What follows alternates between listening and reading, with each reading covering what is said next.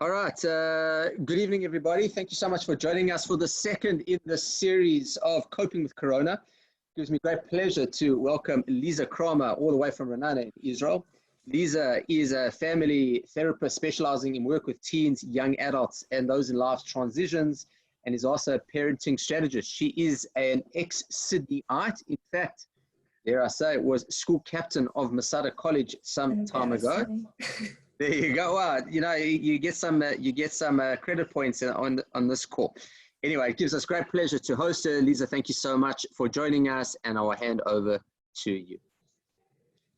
Okay. First of all, thank you very much, Rabbi Krebs, for having me. It's such a nice homecoming to come back to work with Australians again. Anyway, I'm actually very excited to be talking to all of you. It's like Australia, and certainly Masada was where I grew up. So this is really a treat for me. So thank you. I also believe if they can manage the technology, my parents are somewhere on this call. Oh, there they are. So this is the first time I'm teaching about teenagers in front of my parents. So that will be interesting. Anyway, so let's just start. Before we get to Corona and teens in Corona, I think let's just set up some basics. So the first rule of anything is that you are not allowed to judge anything that I have to say from this point on about via my children, because at some point I have no doubt you will all make your way to Israel and even to Ranana, and you're going to see, I know the statistics with children, right? And I have 5 of them. So the statistics are totally not working in my favor. And I know one day one of you is going to see some Kramer child doing some highly unsavory thing. And you're going to be like, that Liza Kramer woman had the audacity to get up in front of all these parents and teach us about parenting. So I have to get my children off the hook to be who they are, which will often be the exact unperfect kids that we're talking about. The second thing I have to say is that I think we should all be very skeptical of parenting experts. And anyone who ever steps before you as someone who knows all about parenting, I think you should be very sus of and even run for the hills. Because if there was one way to do this parenting shtick, we would all be doing it. And so since there isn't, I think we have to start looking for different paradigms and different ways of approaching parenting that allows for absolute imperfection. Okay, so before we get to Corona, I want to first set a premise for some basics around teen development that I think parents should really know about. So the first thing I want to do in this grand Corona time, we have all your children living at home and totally invading your space, or maybe that's just my experience, is to introduce you to your teenager. There's 3 processes with teens that I think parents usually know 2 of them, and they often miss out on the 3rd. So the first is that we know our kids are going through massive physical changes. And I think sometimes we're a little bit blasé about those changes, like, oh yeah, their bodies are changing and whatever. But I have yet to meet a 40-year-old woman who isn't aware of her body, isn't, maybe even a little bit sensitive or a little bit embarrassed or whatever. So if that's true for 40-year-olds, then it's certainly true for our teenagers. Physical changes are a big deal, and they impact our kids in far greater way than we ever give them credit for. The second thing that most of us know about, but we're a little bit kind of whatever about, is hormonal changes. Your kids are hormonally crazy right now. And maybe you're experiencing it, but again, it tends to be one of those things that parents are just like, yeah, whatever, hormones.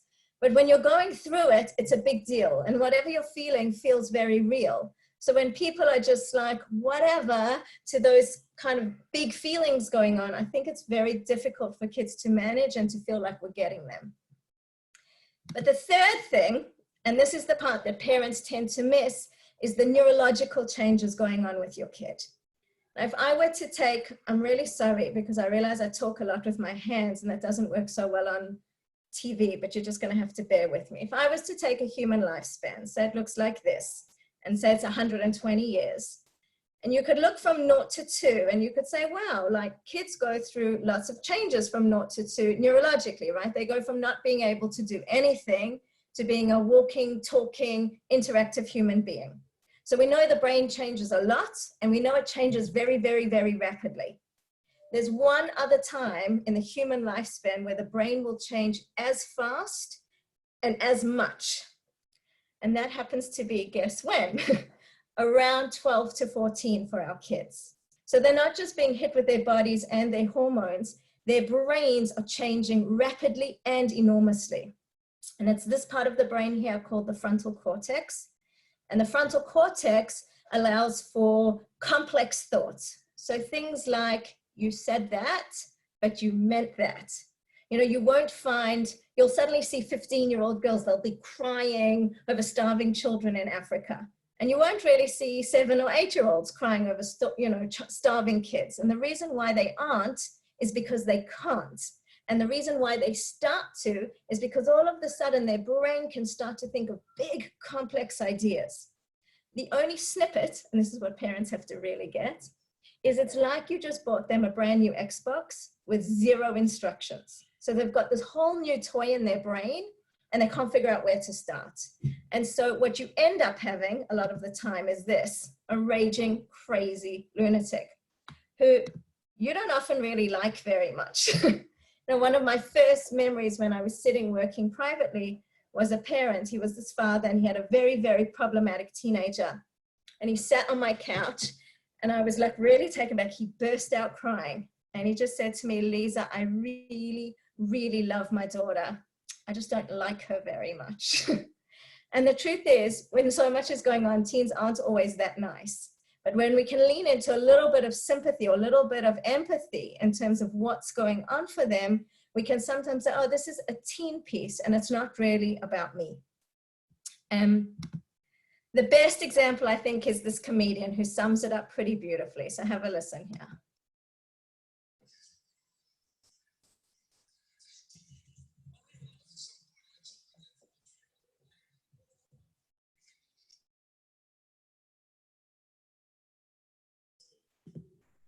Liz, you can't hear it. I think you need to, no, when you share, do you want to pause it? I'll show you. When you share screen, you need to be able to share your audio as well. So go out of share screen. Stop the share? Yeah. Okay. Okay, now share it again and you'll see there's a little button to click which says share audio, share computer's audio. When you share screen. Okay, got it. Sorry. No worries.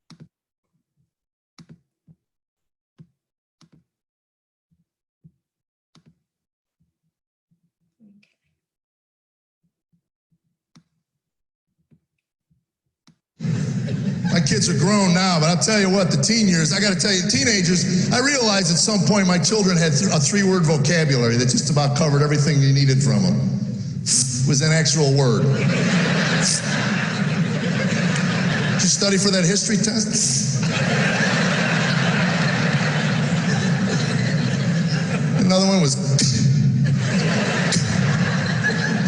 No, you can't spend the night at Joe's house. You flunked the history test.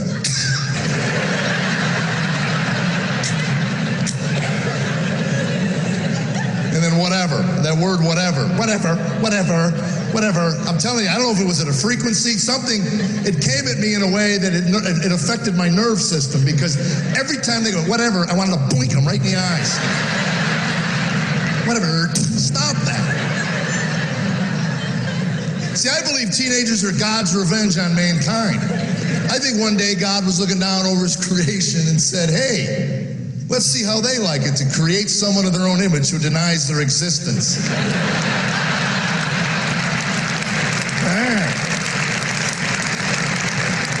Because I have perused the Bible cover to cover. It never mentions how old Satan was when he rejected God's authority.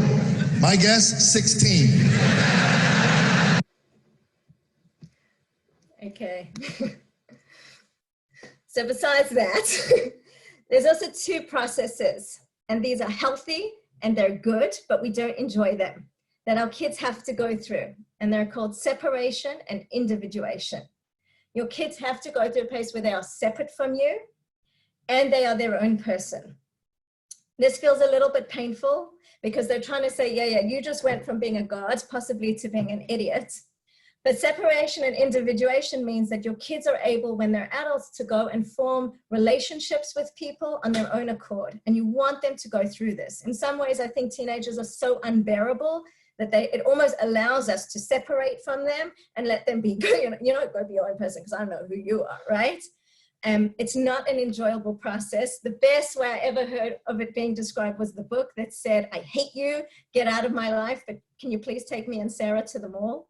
And it's a little bit like that, like, please go away, but don't you go anywhere. So while this is all going on developmentally with our kids, one other thing is also going on, and that's their friends. You know, I've met clinicians who will call a teenager's circle of friends their second family. I even know practitioners who'll bring friends into the therapy room. Because while you and I may think that we are very cool, teen us happened, depending on how old you are, and I have no idea how old everyone is, but at least 25 years ago for most of you. You know, the other day I was like, I'm so embarrassed to say, but I was trying to do a TikTok with my kids because I'm thinking I'm so cool. And eventually my son just looked at me and he went, I'm sorry, but you're just not appropriate for this. And I was like, we invented social media. And he was like, Mom, no. You know, as cool as we think we are, we're not like their peer group, and we don't matter as much as kids their age, and their friends matter a great deal. The only difference between their friends right now and ours is that when we were teenagers and we went home, we went home. When your kids go home, or even now when they're on lockdown, they are not alone. Their friends come with them into their bedrooms, into their living rooms. The minute they have a phone in their hand, their friends are with them. And this is a challenge because as cool and as wonderful and relatable as their friends are, we all know that social media is chopped and cropped before it's stuck on Instagram. So your kids know exactly what's going on and who's doing what, but the version that they're seeing is that everything looks awesome. And so while they're going through all these changes and while they're so attached to their friends, what they kind of tend to be doing, it's almost like they're separating and individuation, so they're walking away from you and then they're just checking back, because the only place where they get to see real and authentic is actually you. Sorry, there's my Facebook cropped and shopped. And so given that, then our question really becomes, if our kids are checking back at us to say, what does real look like? How do we really contain teenagers? You know, how do we become that real image of something that we want them to see? So the first thing I think kids are looking for and do need is safety and boundaries. So I think it looks a bit like this. Have any of you ever got onto a roller coaster and you know that big seatbelt harness comes over your shoulders like this? And the first thing you do the minute that harness comes on is you do this. And most of us, when we do that to a seatbelt, are not really hoping that the seatbelt is going to come off. We're just checking that it's really there. Teenagers are a little bit like that. They're pushing all the boundaries with you, not because they want you to go away, but to make sure that you're there. So when I'm talking with parents about what boundaries look like, I use an example of the soccer field. If I was to take a game of soccer, the rules or the structure is a word that I prefer to rules because, you know, rules are a little bit complicated, but the structure is what gives me a game. The minute I take the structure out, all I have is a bunch of kids kicking a ball, but there's no game. More than that, the minute I put structure in, I allow kids to shine. You know, Messi or Ronaldo are only the sportsmen that they are, given the rules. The minute we take the rules out, there's no way for them to shine. And so kids, even though they might hate rules and they don't want them, it gives them a game and it gives them a sense of safety. But our children are wired for struggle, which means the first thing they're going to do to your structure is say, stuff you, right? So when we can lean into the fact that children are wired for struggle, then we have to think, okay, now how else do I handle this? I have to be able to create boundaries and structure, but it must be that there's something else I also need to do. So I meet a lot of parents who say to me that they really love their kids and they just want the best for their kids and they want their kids to be good at what they do. But I think what a lot of parents really want is that my child should fit the script that I have for a family. what I think a family and children should look like, what I consider success, you know, what I consider greatness, that my kids should fit into that mold. But children are wired for struggle, which means that our job becomes a little bit different, and we have to start shifting the paradigm of parenting. The question is really, if my child is moving away from me, when they start looking back, who do they see? You know, I meet a lot of parents who come to me and they say, Liza, just give us some techniques. Just like, you know, give us, tell us what to do. So if I were to say to you that there are over 95,000 printed books on parenting, that means that there is not a single technique in a 30-minute Zoom call that you couldn't find elsewhere. And there isn't one that I could give you that would work for all your children, if any. And we're looking sometimes for a little patch to stick on to say, well, now I'm doing the right thing. But it doesn't seem to be working. And so the challenge that I have when I work with parents, and I guess what my personal, you know, work ethic has become about, and I guess, I don't know, passion, I would say, is to start changing the parenting paradigm. And instead of looking that we are here to raise children, yes, we're here to provide structure and boundaries and safety for children. But as much as we are here to teach and raise children, our children have also come to us to teach and raise us. And when we start to look at what is my child seeing when they look at me, we can start to change the parenting paradigm. So within each of us still exists our own child. You know, as Dr. Shafali would very beautifully say, we may be a few years older and we may drive and we may have credit cards, but all our own childhood triggers and childhood hurts are still there. And when you've got a teenager who's got their extra brain and they're now navigating the world and doing complex thoughts, the first thing they're going to do is take all your little buttons and throw them at you.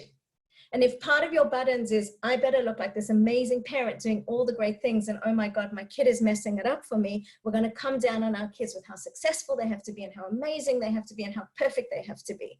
But if we can start to look at our kids and say, this kid has come to teach me about my parts that I'm still working through, we're going to approach the way that we parent them very differently. You know, what do I mean by this? So I was giving a different workshop to teenagers, and one of the workshops was on passion. And I was teaching these kids all about passion and motivation and great things for kids to learn. And then a group of mothers came to me and said, you know, that was really cool. Would you teach it to us? So I'm sitting with this group of women and I'm doing the course on passion. And I said to them, what's something that you're passionate about besides your children? And they looked at me and they went, what? And I said, yeah, like what's something you're really passionate about besides your kids? And I went, besides our kids? I said, yes. You know, your kids are looking back. If we want passionate children, let's go become passionate people. If we want religious children, let's go and become the kind of religion that we love and that we're passionate about, and let them see that. If I was to take your 5-year-old aside and say, is exercise important to mommy? Your 5-year-old will know your values. So our challenge is to say, while my kid is separating and individuating and figuring out who they are going to be in this world that's cropped and shopped and photos, you know, and Facebooked, when they look back, what am I showing them? And if I want them to be all the things in my head that make me feel good, I better know, am I being those things? You know, I met a mom. It was kind of a joke. Like she was laughing about it, but I said to her, oh wow, so like, what are you doing now? So she said, I'm doing HSC. And I said, what? She was like, yeah, I'm doing grade 12. And what she really meant was her son was doing grade 12 and it had taken over her whole life. And I thought, wow, you know, some of us would say, what an amazing mom, investing her whole life in her kids, I don't know, HSC, or do you still call it HSC? I don't even know, grade 12. And then I thought, you know what? And what if this kid fails? What if he doesn't do so amazing in grade 12? You know, do we allow our kids to partake in their own story and let them see us living our story? If you want successful kids, role model, what does success look like? And more than that, I hope you let them see what failure looks like. Because when kids can learn from us that failure is completely okay, then we give them permission to fail. You know, as Kahil Kibran says, and I love this poem if you've had a chance to read it while I'm talking, but our children do not belong to us. They come through us. You know, we're here to facilitate and guide and help them figure out who they are. But part of that is owning who we are, you know, and allowing them to see that growth and that story. You know, I think it's beautiful with Corona that we've been talking about flattening the curve, and everyone's obsessed with flattening the curve. And I thought, what if we took that message and we applied it to parenting? You know, what if we said we could put all these stories about how successful our kids have to be, how popular they have to be, how whatever, how polite, how this, how all the things we have to be. And we just look and say, we're here to guide and provide safety. And then we're here to learn from, and we're here to give them the experience of being seen. You know, anyone who's ever really been in love before would know that love really looks like someone seeing you and allowing you to be vulnerable, allowing you to know that you are enough no matter what you do. If our children want to deeply experience our love, our greatest gift as a parent is to see them. So when we're sitting in Corona and our children are hanging out in their bedrooms, they're not alone. They're hanging out with their friends on House Party, or I don't know what apps your kids are using. And then they're going to come out their rooms, and they may be moody and they may be irritated. And like, let's be fair to them. Like, how many 16-year-olds had the dream to spend 7 weeks stuck in a house with their mom and dad? Sorry, mom and dad, but I would have gone mad, right? We didn't want it. And so they're in it, right? And we need to cut them a bit of slack. But when they come out of their rooms, they're going to be looking for real and authentic. You know, we used to have this debate when I had little kids. We used to have a debate about, you know, quality or quantity time parenting. You know, if you were a working mom, so we always say, oh, it's not about quantity time, it's about quality time. Like if I spend 2 really good hours with them, it was worth it. And if you were a stay-home mom, you were like, no, it's quantity time. Doesn't matter what I do as long as I'm with them. As much as our kids are on their phone and with their friends and busy, so are we. We are terribly distracted parents. So, and I think the challenge is not quality and it's not quantity. I think the challenge is when we're with our kids, can we show up authentically? Can we see them, see what they need, see what they're struggling with, and maybe let them know a bit about us, what we need, what we're struggling with. And when we can be a real person, and you know, your teenagers can have real conversations. They've got a whole new brain. They've got tons of stuff to teach you about the world. And when we can sit there in that place with them, we can create a whole different relationship. And I think what a gift if we can look at Corona and say, it's really given us that time with our kids. You know, I was working, my friend Robin's on the group as well, and I was working with a group of mums, and I told them this story about David and Goliath. You know, King David, right? So he wasn't really meant to be the king of Israel. Not David and Goliath, sorry, David and Jonathan, sorry. King David wasn't really meant to be the king of Israel, because actually, if we go according to hierarchy, right, after Saul had a son called Jonathan. And Jonathan, by all rights, if kings work the way they do, Jonathan should have been king. But Jonathan wasn't. Hashem turned around and said, you know, David, you're going to be king. And I always think, like, what Jewish mother would have stood for that? Could you imagine who Jonathan's mother was? Like, I think, you know, most of us are like, we really want our kids to go be like at least a doctor, a CEO, or something. Imagine if one of us knew that our kid was meant to be king. And we didn't push it and fight it. We hear nothing about Jonathan's mother. The only thing that we learn is that Jonathan goes on to become the best example of what a friend is meant to be. In fact, he teaches the world about friendship. And what would happen if we were sitting on kids and we so wanted them to be king, but you're not sitting with the king, you're sitting with the kid who's the best friend. I think it becomes so incumbent on us as parents to say, when my kid comes out of their room, when they're sitting with me for that 5 minutes, that 10 minutes, like, do I let them know that I see them, that I really get them, and that I'm okay with who they are and who they're trying to be? And more than that, do I allow them to see me? Or if I experience the feeling that says, well, I'm really not okay with that, instead of throwing it on my kids, could I say, well, that's maybe a little bit about me, you know, maybe that's my story somewhere. I was chatting with a friend of mine, and she turned to me and she said, you know, she was talking with her son, and she was getting so irritated with him because he wasn't like doing anything. I don't know, let's call him Moshe. And she said to him, you know, Moshe, like, don't you want to, you're meant to go and like change the world and do things, and all you're doing is playing video games. Like, don't you want to do something? And he just looked at her and he went, Mom, I'm just a kid. I'm 12. Like, maybe you should go change the world and do things. And she was, oh my God. She said, like, all the stuff that was hers, she was throwing onto her kid. And I think, like, what would our children look like if we made all those stories our stories and let them just be enough? And we do it in all sorts of ways. Just yesterday, I was talking with a friend whose kid is struggling socially. And she was like, you know, I get so worried, and she doesn't have enough friends, and she's not going out enough. And then she said, you know, it's just like me when I was a kid. I really struggled with friends. And I said, so are you worried about your kid, or are you worried about 14-year-old you? You know, and all of a sudden she was like, oh my God. And the minute we can just let go and say, they're on their journey, you know, and our kids are okay. They're enough. They're great. And we're here to guide and shape and let them know. But as much as we are here to raise them, they are going to be here to help us work through our stuff. And I think if we can take Corona as a real opportunity to say, wow, like, our kids are giving us just a minute in time to pause all the doing and doing and doing, all the things they have to be, and to just be with them. It's a total gift, no matter how much they irritate us and no matter how much we want our space. And I think instead of quantity, quality parenting methods that you're going to throw on them, if you can just take that, like, time to really just be with them, we will transform our relationships with our children. I guess I'll tell you my own personal story that happened to me with this, because, you know, I'm in it too.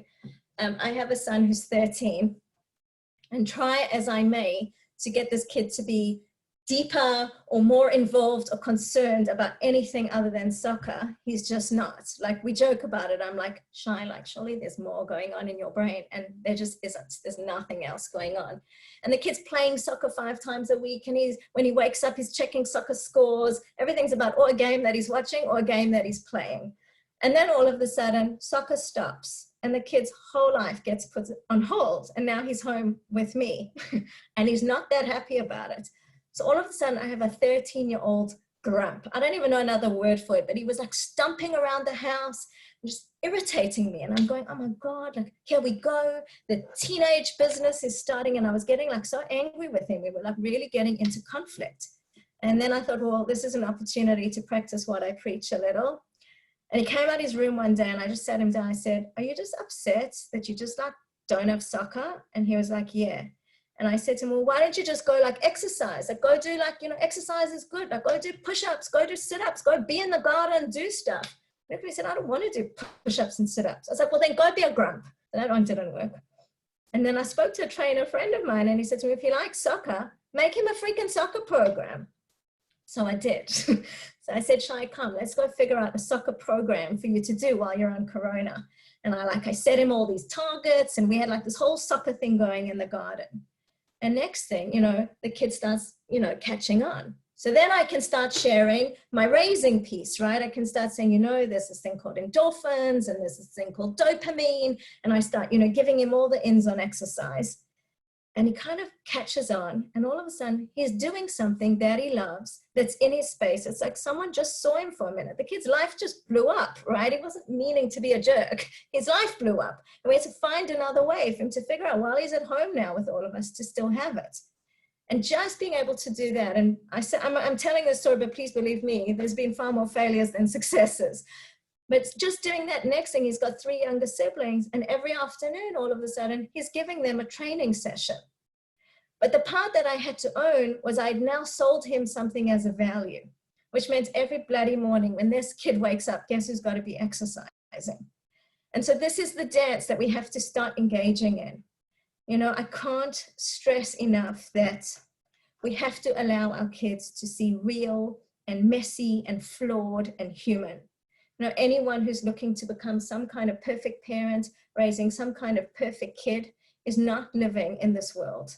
And I think we have to lower all of that and say our children are on a journey, figuring out many things about themselves, striving for many, many things.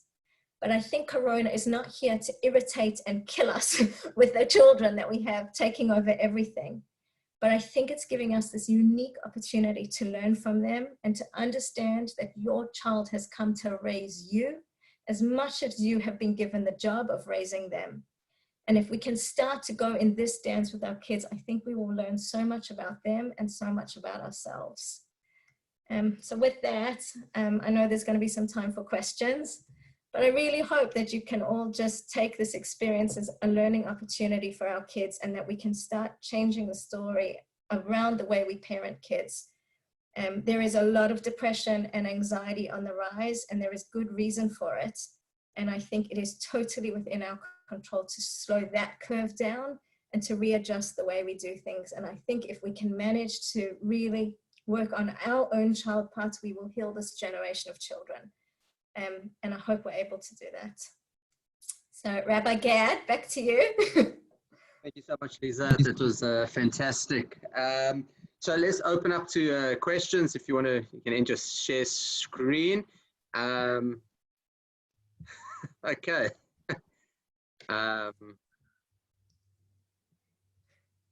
So I see one question here, which I'm just going to copy and paste to Liza.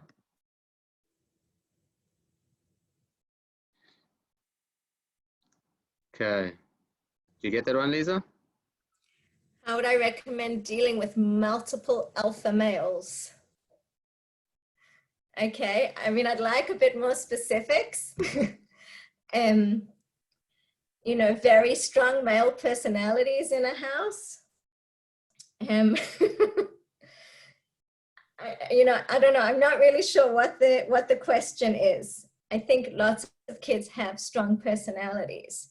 And I think our job is to harness personalities. If you've got a lot of strong alpha males, then I think we have to say these are, you know, instead of trying to mold and change them, this is who they are. And we have to start working with them and figuring out, why have I been sent so many alpha males? Like, what is it about me that's got to learn how to manage strong personalities? And what am I giving up in myself in order to manage those personalities? Like, what do I want to get rid of all the alpha males, as opposed to saying, okay, I've been given a house full of alpha males, what I need to learn and grow and do with that. And that's my job to raise. And strong personalities are great because, you know, those are the kids who go and do unbelievable things. They're passionate and they're powerful and they're not scared to say no. And, you know, I think maybe that's the challenge, is really saying, what about me is struggling with this, as opposed to how do I change them? I hope I've answered that question. It wasn't very specific. Okay.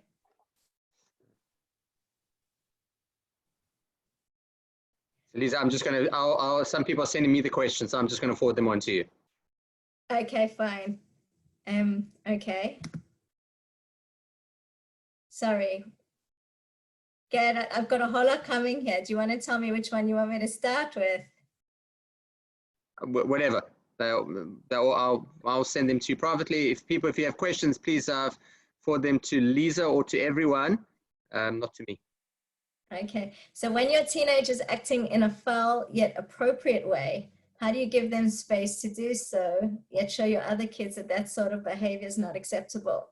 So I like the soccer field, and I mean it. My house, my rules. Like, I don't want to be spoken to like that, and I don't want to engage with you when you're speaking to me that way.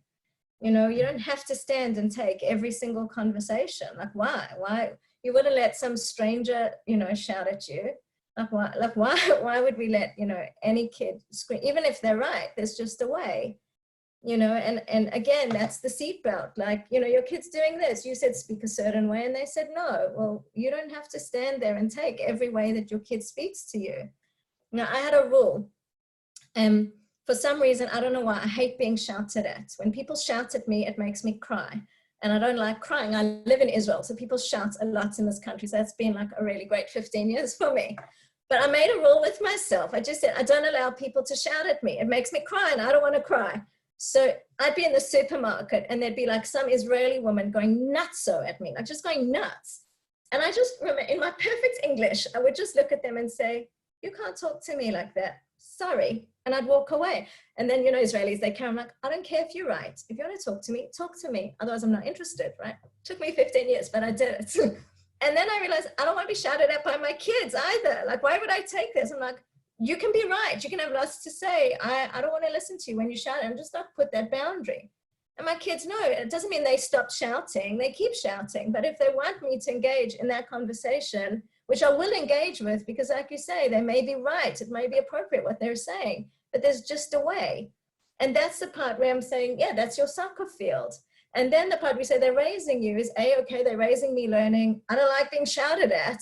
And they're also raising me saying, okay, like when it's right, you got to have the hard conversations. And yes, you know, sometimes you got to say, I've created a soccer field, but I've got a kid who's a cricket player. So maybe we got to readapt this field to how we, you know, we have to sit down and figure out, maybe we need a different playing field at home.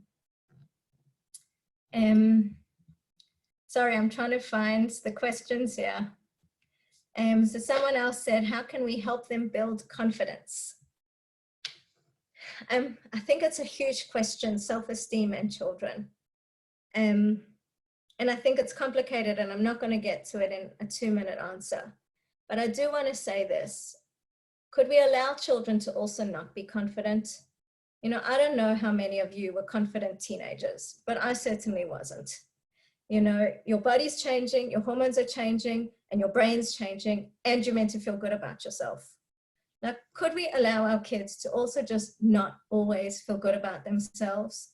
Now, could we allow our kids to sometimes have the luxury of saying, it's really hard, like I don't have friends, and that's really hard, and it doesn't feel good.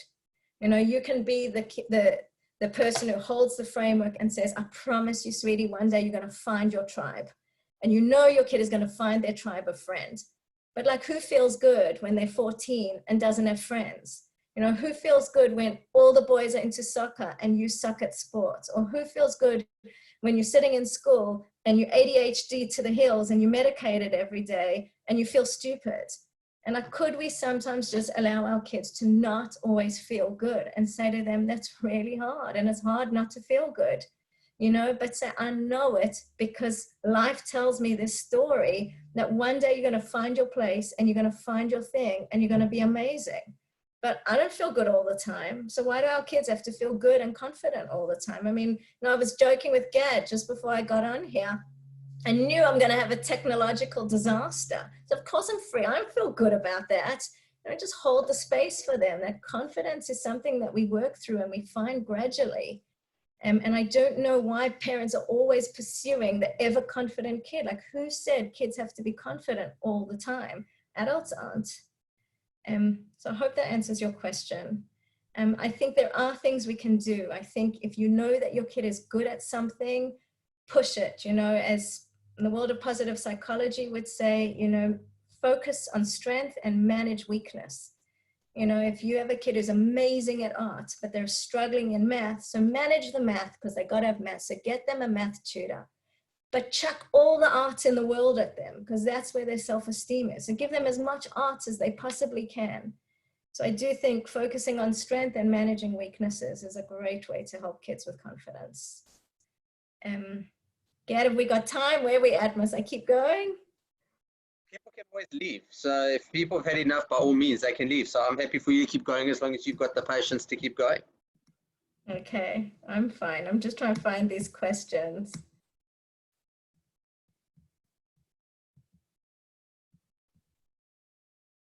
Okay, so someone said here, my teen is very happy to be in her room the last 2 months in a good mood. We're only returning to school in September. Do I push the get some sunshine? Is that sunshine in the garden or sunshine? Are kids allowed to meet with friends now in Australia or still not? Not really? Okay, so does sunshine just mean get outside? You know, I think we have to role model sunshine for our children. You know, I know lots of moms who are freaking out because they've really enjoyed not having to be social. And then they're like, my kids need to be social. But some of us are enjoying not being so social. You know, it's been fun. I loved it. I'm a total introvert. I really loved it, you know. And all of a sudden we're like, no, they have to get out and do things, and they should. Now, I don't know, do they need sunshine? They need vitamin D, that they do need. And it's very good for fighting corona. So give them that. You know, like, I think if your kid's struggling, maybe take them with you, you know. Like, you take your kid for a walk or you go for a run together. That's like emotional money in the bank. You know, that's time, not quality, not quantity. It's time where you get to really see them and they get to really see you. Yeah, I think kids should get out as much as they can. And I think they should see you getting out as much as they can. And they may have resistance to it. It's hard. Like, you know, I think things are good for kids, but if I was to pull your son or daughter aside and say, does your mom think it's really good for you to get out? They would say, yeah. So if they know it, you know, that's where you use influence. Let them see you doing it. If you say, you better get out, you're going to, you know, and go the whole control route, you may end up with a lot of conflict. So I think it's doing a little dance between, I really would love you to do this because it's good for you, and also respecting their space and where they're at. Sorry, I'm just scrolling through these questions here.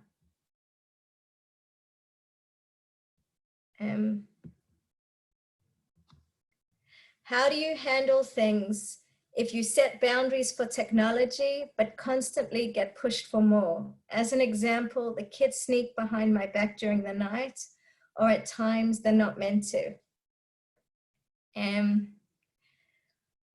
Okay, so technology is loaded, you know. Technology is also how our kids socialize. It's not how we socialize, not in the same way. You know, we definitely are on WhatsApp. And I think as parents, you know, we have to own our own distractedness. There are some unreal studies on the amount of time that parents spend attached to their mobile phones. In fact, most of us don't have our mobile phone more than, you know, a hand stretch away from us at any time of the day.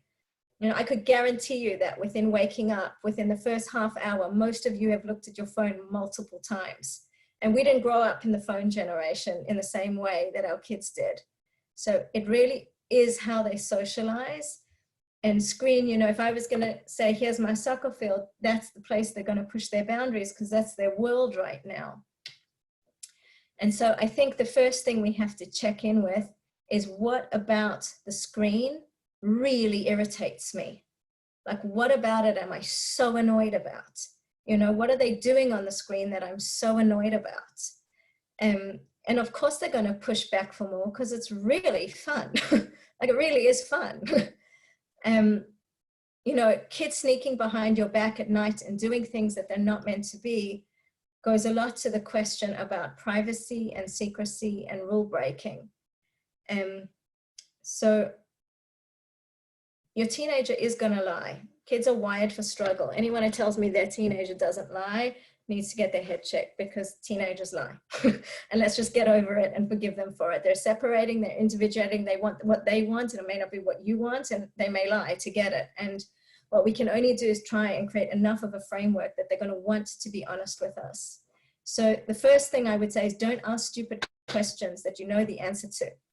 You know, the parent that says, did you sneak behind my back and take the phone? If you know they did it, don't ask a question that you know the answer to, because you're going to force them to lie. So say to them, I know you're sneaking the phone at night, and I'm wondering what's going on. Now you've got a conversation. Why are they sneaking it at night? What did they need that they weren't able to get? And if it's just because maybe they'll tell you they were bored. Okay, well, let's think about it. You know, now's your opportunity to teach them about blue light and about sleep, and sleep with anxiety and sleep with depression and all your reasons, you know. But the minute you're in a conversation, you can discuss it with them. You know, maybe a whole thing's going on with their friends and it was really pressing and it was bothering them and they couldn't sleep and they had to sort it out. I don't know. Maybe they were just playing video games. Maybe you should know that your kid can't sleep. And so they are going to push back with technology. And so the only place, again, that we really have with kids, we have influence. But my personal experience, and you could take this with a grain of salt, is that control does not work. Our children are too smart and too savvy. You can have your rules, but no, they're going to push them, and that's their job. And so our real place with kids is influence, and influence looks like conversation. If your kid is obsessed with screen, get in their head and their space to understand what they're getting from it. And when you're in that space, you've got your window to teach them about your space and why you worry about it, or what's dangerous about it, or all the dreams and things that you want for them. And sometimes, like in a space like Corona, maybe we need to chill on screen a little. Like maybe we just need to chill a little. I'm not sure. Do you want to do one more question? Yeah, let's do one more. I don't know how many you've got more there in the chat. I see there's one more here that I sent you. Okay. So I see here, hi Liza, thanks for your talk. What about the nerves about going back to school and worry about catching Corona? So who else besides their kids is worried about getting back to life? Can you do that little sign that says, I was worried about getting back to life? Who here was worried about catching Corona? I was worried about catching Corona. So why would our kids not be worried about school and worried about catching Corona? Like they're worried. Okay. You know, there's a difference between worry and anxiety. Anxiety is the stuff you feel in your body, and worry is the thoughts in your head. Why can't a kid have worried thoughts about going back to school? It's like starting a new school year. It's been 10 weeks, 9 weeks, whatever it is, more for high school kids. They're worried. You know, the world shut down and the world became unstable. They're worried. We can talk about worry. We can rethink worry. We can normalize worry. You know, also, will I be like, you know, some kids have so enjoyed the social breaks, and now that social pressures come up again. They're right to worry. And you be the person that they can work through worry. It's not anxiety, it's worry. It may become anxiety. And catching Corona, well, that could really be anxiety, but okay, they're worried. Those are, you know, in the trauma world, we call it normal reaction to abnormal situation. This has been an abnormal situation, and our kids are having some pretty normal reactions. Great. Like, we can't fix it and we can't save them from it, you know, and we don't need to. Our kids can handle discomfort. And when we say to them, you can handle discomfort, we build that muscle. And when they see us handling discomfort, we can worry together. We can be nervous together, you know, and it's okay. No, you know, like these are legitimate things, and our job isn't to save our children from the world. Our job is to tell them you can do hard things and you can manage a difficult world. And it's difficult. And I think when they see us, they're looking back and they see us managing our worries and our anxieties about school and socializing and friends and catching Corona, we give them permission to do the same. And also to say, that was really scary. Okay. Anyway, I hope that answered some of the questions. Great. Thanks, Liz. Maybe what you'll do before we end, maybe share screen and put your opening screen of your PowerPoint. Just allow people to see your contact details if they've got any more questions. Or I know you're running a whole bunch of different seminars. I know that I think Robin Golden is got a group going, and if other people want to have stuff, I know you can do it. In a Corona world, there's a lot more opportunity, as well as the struggles. There's a lot more opportunity. So for sure, just so people should know, I mean, I do a lot of online work, and you're welcome at any time to contact me with questions or for details, or I mean, with the greatest of pleasure. And yeah, there will be like a lot more workshops and things coming out in the future. So definitely. You're welcome to be on board. Well, thank you so much, Liza. That was fantastic. It really, I learned a lot. Now to put it into application is always going to be the big challenge, but look forward to it. Thank you, everybody, for joining us. Please join us next week, same time. We'll be having Terry Collins, who is a parenting expert, which is going to be dealing with the younger age group of how to, it's called Shalom Bayit, when you can't leave the Bayit. It's going to be dealing with how to not hate your kids by the end of Corona. So it's going to be dealing with all little kids. Thank you so much. Have a wonderful evening, and I look forward to joining us next week again. Thank you very much.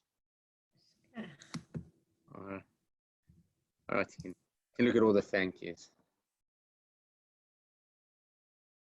Show people.